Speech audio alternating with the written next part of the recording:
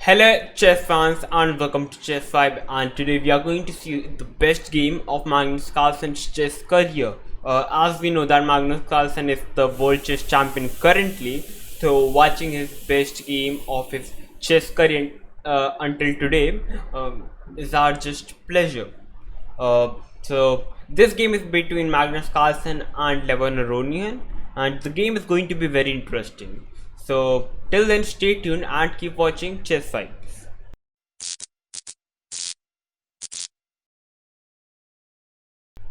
So Magnus Carlsen with the white pieces started with 1d4, and Levon Aronian with the black pieces replied with knight f6.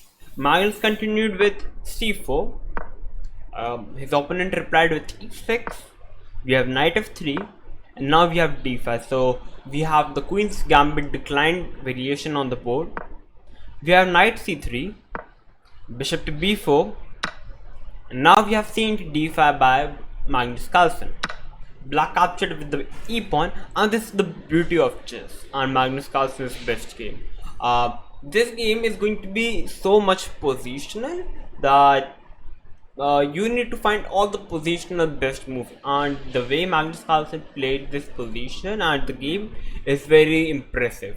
So after into d5, here white developed the piece, which is the most natural and the fundamental logic, developing the piece from the start. After bishop to g5, black replied with h6, asking the bishop on g5 whether he wants to capture the knight on f6 or whether he wants to retreat with bishop h4, keeping this pin. So Magnus Carlsen simply decided to capture the knight. Queen captured on f6, and now white played queen to a4 check and hitting the bishop. So the fourth move in this position for black is to play knight to c6. Okay, playing queen a4 is having an advantage and also a disadvantage.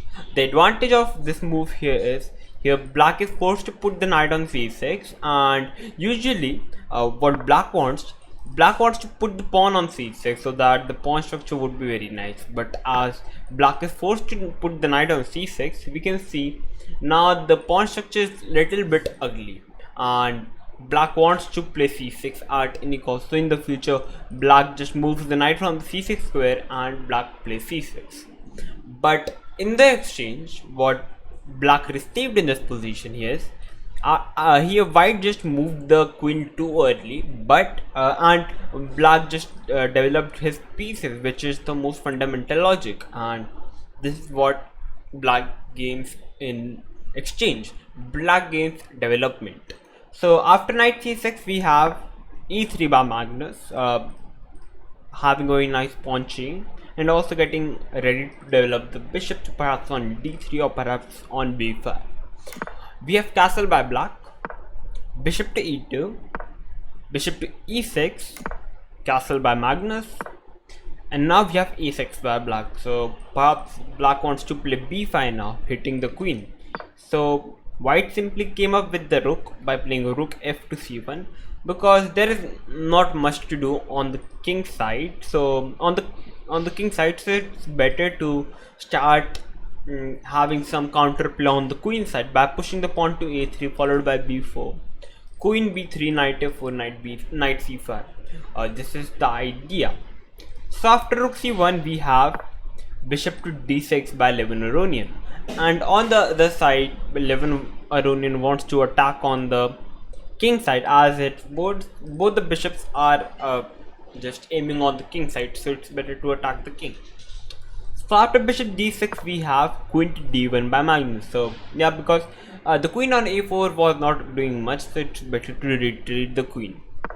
We have knight e7, a3, rook d8, b4, knight to c8. So both the players are just developing the pieces. Magnus Carlsen is just gaining more space on the queen side, and if I talk about Levon Aronian, he is just maneuvering his pieces, putting them at a better place. So that this is the natural idea of both the players. So after knight c8, we have knight a4, b6, stopping this knight c5, the best idea for white. We have knight b2 by Magnus, knight e7, knight d3. So the most ideal square for the knights is to come on e5 now. So we have knight g6 covering the square.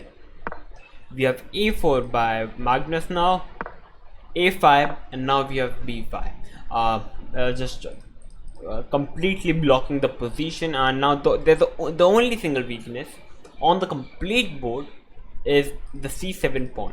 The only weakness, as we are, because now the c7 pawn is now a backward pawn. Yeah, it's very hard to push the pawn, and even if we will be able to push the pawn, then the b6 pawn would be a weakness. So it's very bad for Lebanonian now. So after b5, we have rook e8 by Lebanonian, rook c3, bishop to f5, and now we are going to see how both the sides are going to maneuver the pieces, going to put the pieces on the best ideal square. Both the players are finding the best ideal square for the pieces.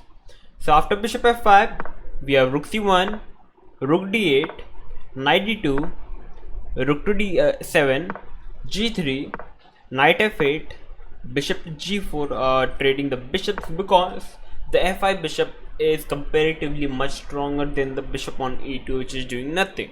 So it's better to trade off the bishops. Now the bishop on f5 cannot go in this diagonal because now the rook is hanging. So we have knight h7. Now we have a bishop trade followed by queen f3. So Magnus is very smart. He wants to trade the queens as well, because the reason he wants to trade the queens, because if he goes into the end game, the only weakness on the full board is the c7 pawn, and at least white is not losing. White is the one who is pressing in the whole game, and Magnus would be having a very comfortable position. So he definitely wants to go into the end game. This is the Magnus Carlsen strategy. After queen f3, we have queen g5, h4, hitting the queen and also gaining a little bit space on the king side. We have queen e7, rook c6, knight f6, knight to f4, and now there's double pressure. We have g6 by black. Actually in this position, what Engine says here black can play bishop b4, bishop a3, but I want all of you guys to look the position for black closely. There is permanent weakness on the c7 pawn, and if I talk about black pieces, there is no solid plan for black. Yeah, because the pieces are not having much squares to go, so that is the reason the black pieces are not having much squares to do. You cannot move the knight because the pawn is hanging, and what is the matter if you try to move the queen or the rook? So the most natural and most psychological reply for black in this position is the g6, what Lebanonian played. He wants to play king g7 followed by rook h8, and he wants to generate some counterplay with g5 h5 perhaps, and this is the best reply. But after g6, if you see, now this is the perfect time for Magnus Carlsen to strike. After g6, there is perhaps a little bit weakness, so Magnus Carlsen go for it. He went h5 with the white pieces, and yeah, by playing h5 we can see that there is a permanent weakness on the g6 square, and now he wants to take credit of it. So after h5 we have king g7, giving some protection to the g6 pawn. If we try to play g5 in this position, then there is going to be knight to d5, knight into d5, queen into d5, and now we have bishop into g6, capturing of the pawn and also hitting the queen. We have queen f3, bishop d6, and now comes the main move in the whole position, knight c4. And after knight c4, we can see the bishop on d6 cannot move because the pawn is hanging on h6, and also there is no square for the bishop to go anywhere. And the serious threat here, what white is aiming for, white wants to grab the bishop on d6. If you try to grab the knight with the rook, I'm going to grab the pawn on c7 with the rook. And if you try to capture the knight with the pawn on c7, then I'm going to simply capture the pawn on b6. and yep, white is just completely better in the position. So that's why g5 was not played, and we have king g7 on the board. We have a pawn trade. Now we have knight into d5, capturing up the pawn. Knight into d5, queen into d5, and now we have bishop into g6, capturing the pawn. The threat is the same, attacking the queen. So queen came back to g2 because now the queen is now aiming at the bishop as well as the pawn on g6. If you try to move the bishop, the pawn is hanging. So black played bishop d6, cutting off the connection between the rook and the pawn. After bishop d6, we have knight c4, the same threat. You cannot move the bishop because there's the serious pawn hanging on g6, and now white is aiming to capture the bishop. We have rook f8, and now we have knight e5. Okay, you can also capture the bishop on d6. Definitely, it's the engine's best move. After bishop into d6, you are having knight into d6. You are having two options. You can capture the knight with the rook or with the pawn. If you try to capture with the rook, then rook into c7 is already losing for black.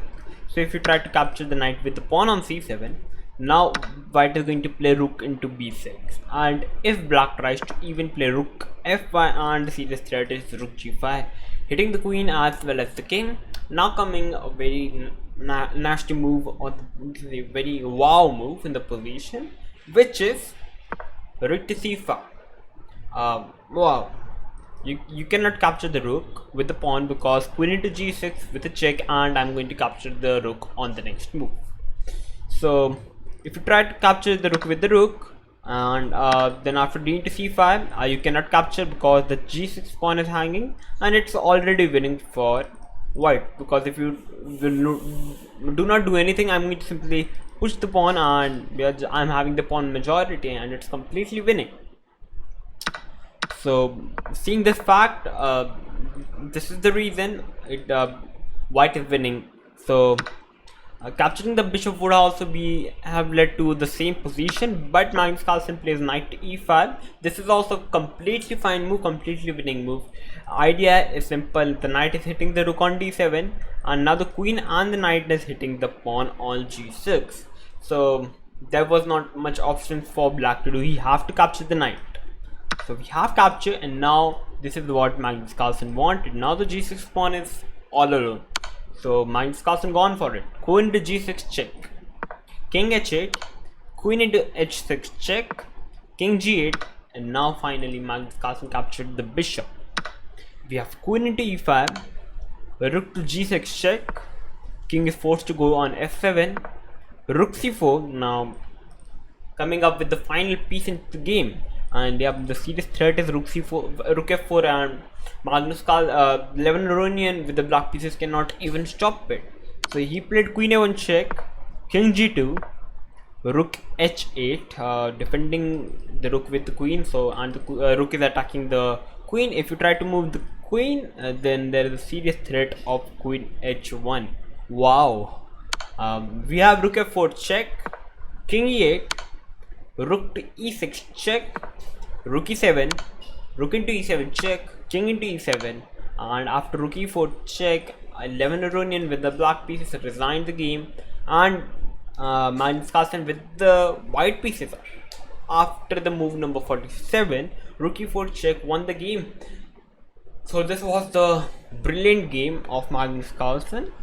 This game is not the best for in Magnus Carlsen's life career because he played the most positional game, not in sacrificing game.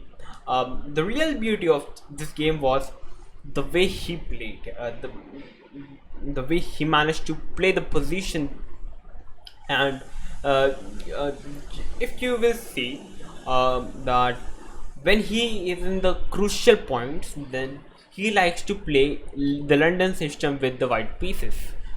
You can watch his World Championship blitz match with the Hikaru Nakamura, where he was must-win situation. He gone for the London system with the white pieces, which is known for the most positional play, and he's also known as one of the best player in the positional chess.